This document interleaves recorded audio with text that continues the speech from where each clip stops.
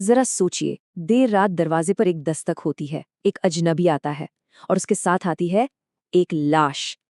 ये बस किसी डरावनी कहानी की शुरुआत नहीं है। आज हम देखेंगे कि कैसे एक बिल्कुल आम सी रात की घटना एक खौफनाक दास्तान में बदल जाती है। एक ऐसी दास्तान जिसमें जुर्म है, धोखा है और अलौकिक बदला भी। तो ये कहानी हमें सीधे एक ऐसी सिचुएशन में ले जाती है जो बिल्कुल नामुमकिन सी लगती है। सब कुछ शुरू होता है देर रात दरवाजे पर हुई एक दस्तक से, और यही वो दस्तक है जो सब कुछ बदल कर रख देने वाली है। तो चलिए कहानी के पहले हिस्से में चलते हैं। रात का मेहमान। यहाँ एक मुश्किल खड़ी होती है जो दिखने में तो बड़ी सीधी साधी लगती है, पर बहुत जल्द एक बेहद खौफनाक रूप ले लेती है। तो पहली नज़र में तो मामला बड़ा सीधा साधा लगता है ना? एक हादसा हुआ और अब घबराहट में उसे छुपाने की कोशिश हो रही है। पर कुछ तो है जो ठीक नहीं लग रहा। कहानी की सतह के नीचे अभी से एक बेचैनी सी महसूस होने लगती है। और यहीं पर वो दोनों दोस्त एक बड़ी मुसीबत में फंस जाते हैं। करें तो करें क्या? एक अनजान लाश है, पुलिस को बुलाकर फंस जाएं, या फिर इस मामले को खुद ही रफा दफा कर दें? और जैसे ही वो एक फैसला लेते हैं ना, कहानी एक बहुत ही अजीब मोड़ ले लेती है। मतलब हकीकत क्या है और वहम क्या है, इसके बीच का फर्क ही खत्म होने लगता है। और यहीं से शुरू होता है हमारा दूसरा पड़ाव, गायब होती लाश। वो अभी कुछ तय कर ही पाते हैं कि कहानी का जो मेन सबूत है, यानी वो लाश, वही गायब हो जाती है, जैसे हवा में घुल गई हो। अब सोचिए, उस वक्त डर और कन्फ्यूजन का क्या आलम होगा। और फिर जितनी रहस्यमयी तरीके से वो गायब हुई थी, लाश ठीक वैसे ही वापस भी आ जाती है। वो लोग इसे अपनी आंखों का धोखा मानकर आगे बढ़ जाते हैं, और यही उनकी सबसे बड़ी गलती थी। यहीं से ये कहानी एक क्राइम को छुपाने से एक सुपरनैचुरल थ्रिलर बन जाती है।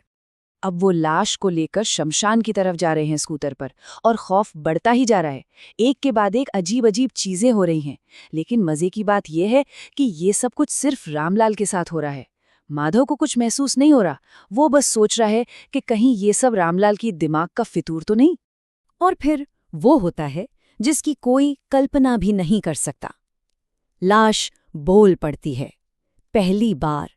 और वो रामलाल को एक ऐसा मैसेज देती है जो उसकी रूह कंपा देता है। वो कहती है, मेरा क्रियाकर्म अच्छे से करना, मैं कोई लावारिस नहीं हूं तुम्हारी तरह। अब वो पहुंच चुके हैं सुनसान शमशान में, और यहाँ इन सारी अजीब घटनाओं का राज सबसे डरावने तरीके से खुलने वाला है। तो अब सच सामने आने का टाइम आ गया है। चिता पे रखी वो लाश उठकर बैठ जाती है।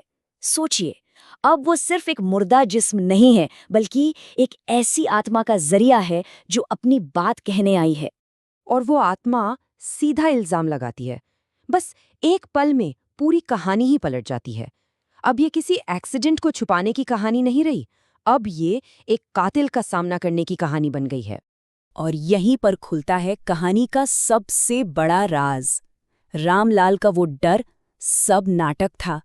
वो कोई डरा हुआ दोस्त नहीं था, वो एक कातिल था, और उसने माधव को अनजाने में ही सही अपने इस गुनाह में शामिल कर लिया था। अब माधव के तो पैरों तले जमीन खिसक जाती है। उसे एहसास होता है कि उसे एक हादसे पर पर्दा डालने के लिए नहीं, बल्कि एक मर्डर को छुपाने के लिए यहाँ लाया गया है। अपने दोस्त का ये असली हैवानियत भरा चेहरा देखकर वो अंदर तक कांप जाता है। और अब कहानी अपने आखिरी पड़ाव पर है, पापी का अंजाम। यहाँ आत्मा के बदले का प्लान सामने आने वाला है। तो कहानी अब अपने क्लाइमैक्स पर है। वो आत्मा रामलाल को पकड़ लेती है, उसे घसीटकर उसी चिता पर ले जाती है, और फिर माधव को एक ऐसा हुक्म सुनाती है कि शिकार कौन है और शिकारी कौन, ये फर्क ही मिट जाता है। ये हुक्म सुनकर माधव के होश उड़ जाते हैं। आत्मा जिसे न्याय कह रही है, उसे पूरा करने के लिए माधव को खुद कातिल बनना पड़ेगा। और कहानी का अंत होता है एक भयानक मंजर के साथ।